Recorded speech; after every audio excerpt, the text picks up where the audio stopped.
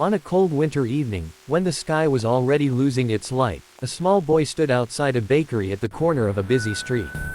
The warm yellow glow from inside reflected in his eyes every time the door opened, but it never stayed long enough. The boy didn't knock. He didn't ask. He just stood there, holding his hands together, trying to trap whatever little warmth he could find. People passed him constantly. Some brushed past without looking. Some noticed but chose not to stop.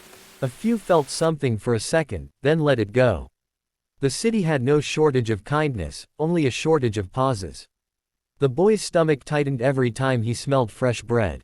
Hunger had a way of making time slow down. Minutes felt longer. The cold felt sharper. And hope felt heavier to carry. Among the crowd was a man walking home after a long day. His shoulders were tired. His mind was full. He almost walked past the boy too. Almost. Something small made him stop.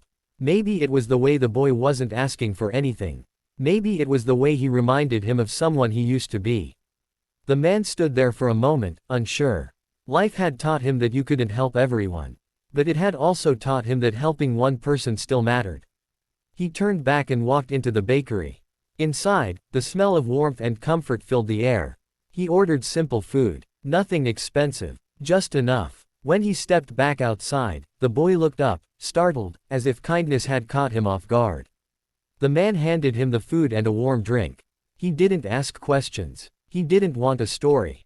He just sat beside him. For the first time that evening, the boy felt the cold loosen its grip. The boy ate slowly, carefully, like he didn't want the moment to end. His hands trembled, not from the cold anymore, but from something else. Emotion has weight too. Tears gathered in his eyes, and he tried to hide them. The man noticed but didn't point them out. Some feelings don't need to be explained. Silence, when shared, can be kind. After a while, the boy began to speak. About school he hadn't attended in weeks. About his mother working late nights. About how he felt invisible most days. The man listened. He didn't interrupt. He didn't fix anything. He just listened, and somehow that made things lighter. When it was time to leave, the man stood up. He looked at the boy and said something simple, something that didn't sound important at the time. When life gives you a chance, be kind to someone else. The boy nodded. He didn't fully understand. But he remembered. Years passed. Life moved forward the way it always does, uneven, unpredictable, sometimes unfair. The boy grew older. The cold nights became memories, but they never fully left him. They shaped him. They taught him how fragile people can be. One evening, years later, the same bakery stood in the same place. The lights were the same. The smell of bread was the same. But the boy was gone. In his place was a young man, walking home after a long day. He noticed a child standing outside. Thin jacket, quiet eyes, waiting without asking. For a moment, the young man froze. The memory returned without warning. The cold, the hunger, the hands shaking, and the man who had stopped. He slowed his steps. The world moved around him, impatient as ever. But he paused. He walked inside the bakery. When he returned, the child looked up at him the same way he once had. Confused, hopeful, afraid to believe. The young man handed over the food and sat down beside him. No big speech, no lessons, just presence, just warmth. As the child ate, the young man felt something settle deep inside him. Not pride, not sadness, something quieter, something right. Before leaving, he placed a small note in the child's hand. 2 simple words written clearly. Don't give up. He walked away without looking back. Not because he didn't care, but because kindness doesn't need witnesses. That night, the city stayed loud. People stayed busy. Life stayed complicated. But somewhere in that noise, kindness continued its journey. Quietly, patiently, from one heart to another. And maybe one day, that child would stop for someone else. Because real kindness doesn't end. It travels. The young man didn't tell anyone what he had done that night. He went home, ate a simple meal, and slept like he always did. But something inside him had shifted.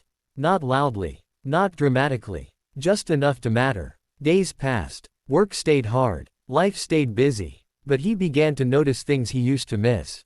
A tired face on the bus. A quiet child sitting alone. A pause where help could fit. One evening, he carried an extra sandwich in his bag. Another night, he shared his umbrella with a stranger. Small things. Almost invisible. But they added up. Across the city, the child he had helped held onto that note. He kept it folded in his pocket. On cold nights, he touched it to remind himself that someone once stopped. That he wasn't invisible. That giving up wasn't the only option. Weeks later, that child shared his food with another boy. He didn't call it kindness. He didn't think of it as something special. He just remembered how it felt to be helped. The city never noticed these moments. There were no headlines. No applause. Just quiet exchanges happening between ordinary people. Years moved forward again. The young man grew older. The city changed. The bakery stayed. One winter evening, he walked past it and smiled. Not because of nostalgia, but because he understood something now. Kindness isn't a single moment. It's a habit. A decision made again and again. Especially when no one is watching. Somewhere, someone was stopping. Somewhere, someone was being seen for the first time. And the chain continued. Unbroken. Unannounced. Alive. Because real kindness doesn't need endings. It keeps going.